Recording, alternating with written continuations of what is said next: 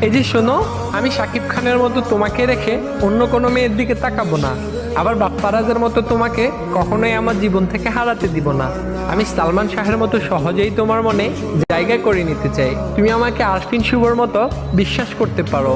আমি জুবানের মতো তোমাকে কখনো মন খারাপ হতে দিব না। মোশাররফ করিমের মতো সবসময় তোমাকে হাসি খুশি রাখবো।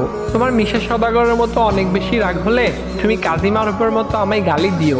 আবার রুবেলের ক্যারাটির মতো চাইলে আমাকে মায়েরও দিও। রিয়াজের মতো তুমি সবকিছু এলোমেলো করে দিও।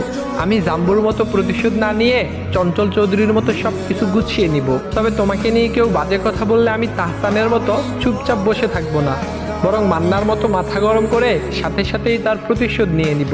আমি হয়তো মুশফিকুর ফারহানের মতো গুছিয়ে কথা বলতে পারি না, তবে আমি অপূর্বর মতো গুছিয়ে তোমাকে ভালোবাসবো।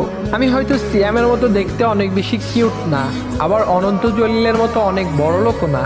আমি হয়তো দেখতে ডিপজলের মতো এই কালো, আবার জসিম খানের মতো এই গরিব, তবে আমি আফরান নিশোর মতো আমার সর্বোচ্চ দিয়ে তোমাকে ভালোবাসবো। আমি নায়করাজ রাজ্জাকের মতো জীবনের শেষ দিন পর্যন্ত শুধু এবং শুধুই তোমাকেই ভালোবেসে যাব।